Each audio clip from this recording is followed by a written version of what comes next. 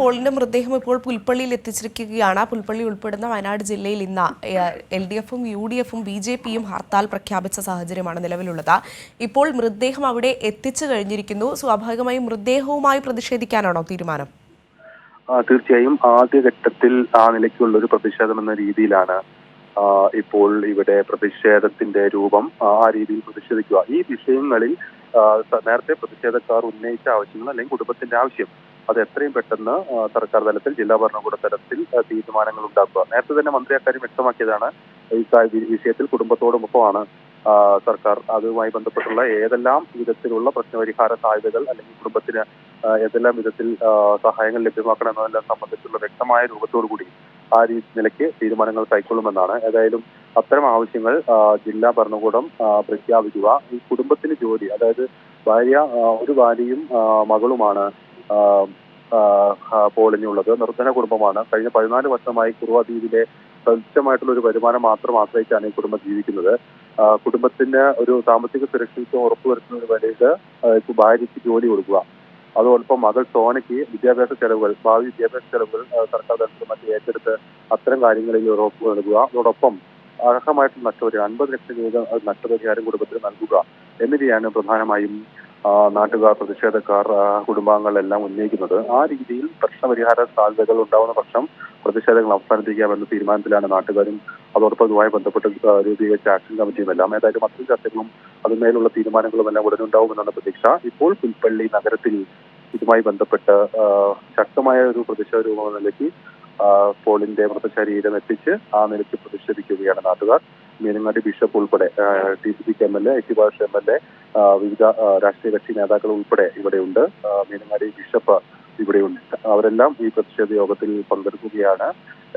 അല്പസമയത്തിനകം ഇവിടെ നിന്ന് മൃതശരീരം പോളിന്റെ വസതിയിലേക്ക് എത്തിക്കാനാണ് തീരുമാനം. അതിനിടയ്ക്ക് ഈ കാര്യങ്ങൾ സംബന്ധിച്ചുള്ളൊരു തീരുമാനം ഉണ്ടാവുമെന്നാണ് എല്ലാവരും പ്രതീക്ഷിക്കുന്നത്.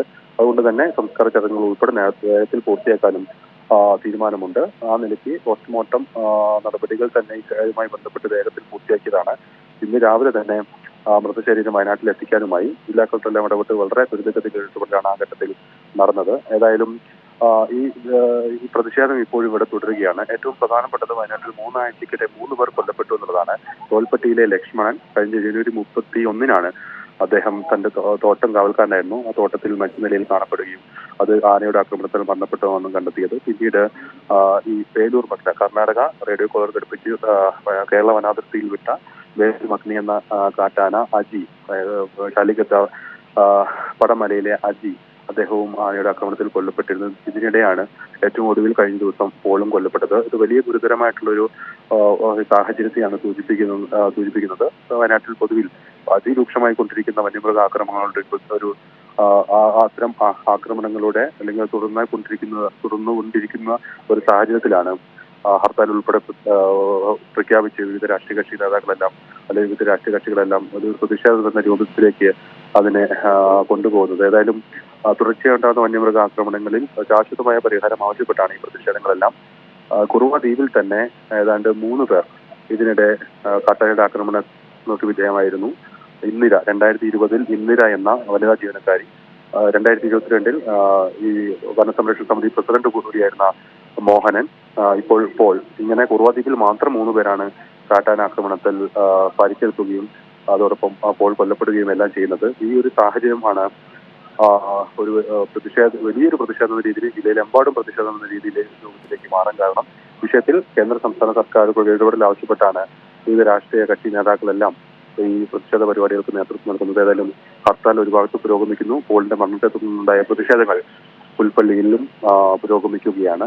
അല്പസമയത്തിനകം തന്നെ ഈ വിഷയങ്ങളുമായി ബന്ധപ്പെട്ട് കുടുംബവും നാട്ടുകാരും ആക്ഷൻ കമ്മിറ്റിയും എല്ലാം ഉന്നയിച്ച വിഷയങ്ങളുമായി ബന്ധപ്പെട്ടുള്ള പ്രശ്നപരിഹാര സാധ്യതകൾ ഉണ്ടാവുമെന്നാണ് പ്രതീക്ഷിക്കുന്നത്.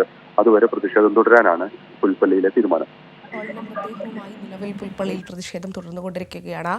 അതായത് ഇന്നലെ പോളിന്റെ കുടുംബം വ്യക്തമാക്കിയിരുന്നു നഷ്ടപരിഹാരം, അതോടൊപ്പം തന്നെ കുടുംബത്തിൽ ഒരാൾക്ക് ജോലി ഇവ ലഭ്യമായില്ലെങ്കിൽ ഇത്തരത്തിൽ മൃതദേഹം ഏറ്റുവാങ്ങില്ല എന്ന തരത്തിലടക്കം കുടുംബത്തിന്റെ പ്രതികരണം ഉണ്ടായിരുന്നു. ഈ ഒരു നിലപാടിൽ മാറ്റം വന്നിട്ടുണ്ടോ?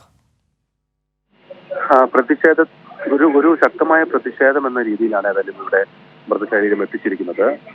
ഈ വിഷയങ്ങളിൽ പരിഹാരം ഉണ്ടായില്ലെങ്കിൽ സംസ്കാര ചടങ്ങുകൾ ഉടൻ നടത്തില്ല എന്നൊരു തീരുമാനം കുടുംബത്തിന്റെ ഭാഗത്തു നിന്നുണ്ട്. ഏതായാലും സർക്കാർ ഈ വിഷയത്തിൽ നേരത്തെ തന്നെ സജീവമായി ഇടപെട്ടിരുന്നു. നേരത്തെ പോളിനെ പാന്തോട് മെഡിക്കൽ കോളേജിലേക്ക് ഗുരുതരാവസ്ഥയിൽ എത്തിയ ഉടൻ തന്നെ എയർ ആംബുലൻസ് സംവിധാനം ഉൾപ്പെടെ പോളിനായി ഒരുക്കിയിരുന്നു. പ്രത്യേക സജ്ജീകരണം ഒരുക്കിയാണ് അതിവേഗത്തിൽ ഏതാണ്ട് ഒരു 1.5 മണിക്കൂറിനുള്ളിൽ തന്നെ അദ്ദേഹത്തെ കോഴിക്കോട് മെഡിക്കൽ കോളേജിൽ എത്തിക്കാനെല്ലാം ഒരു ശക്തമായിട്ട് ഇടപെടൽ ജില്ലാ ഭരണകൂടത്തിന്റെ മറ്റു ഭാഗത്തുനിന്നും ഉണ്ടായിരുന്നു. ഏതായാലും അത്തരം കാര്യങ്ങൾ കുടുംബത്തിന് ശക്തിയുണ്ട്. വിഷയത്തിൽ സജീവമായി ഇടപെടാമെന്നുള്ള ഉറപ്പ് വനമന്ത്രി എ കെ ശശീന്ദ്രൻ തന്നെ കഴിഞ്ഞ ദിവസം ഉറപ്പ് നൽകിയിരുന്നു. ഏതായാലും അതിന്റെ എല്ലാം അടിസ്ഥാനത്തിലാണ് കുടുംബം ഇത്തരത്തിൽ ഒരു പ്രതിഷേധം എന്ന രീതിയിൽ മൃതശരീരം ഇവിടേക്ക് എത്തിക്കാൻ സമ്മതിച്ചത്. എന്നാൽ അല്പസമയത്തിനകം തന്നെ അദ്ദേഹത്തിന്റെ ഈ ഭാഗത്തെ പൂർവാധികം തൊട്ട് സമയത്ത് തന്നെയാണ് അദ്ദേഹത്തിന്റെ വീട്. അവിടേക്ക് കൊണ്ടുപോവുക. അവിടെ സംസ്കാര ചടങ്ങുകൾ ഈ തീരുമാനങ്ങൾക്ക് ശേഷമാക്കി എന്നാണ് ഇതുവരെയുള്ള ഒരു തീരുമാനം. ഏതായാലും അക്കാര്യത്തിൽ ഉടനെ ഒരു തീരുമാനം ഉണ്ടാകുമെന്നാണ് ജില്ലാ ഭരണകൂടവും മറ്റും നമ്മൾ അറിയിക്കുന്നതും.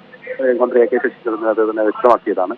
എല്ലാ നിയമപരമായ സഹായങ്ങളും ഇവർക്ക് സർക്കാരിന് സാധിക്കുന്ന ഇടപെടലുകളും ഈ വിഷയത്തിൽ ഇത് ഉണ്ടാവുമെന്ന്.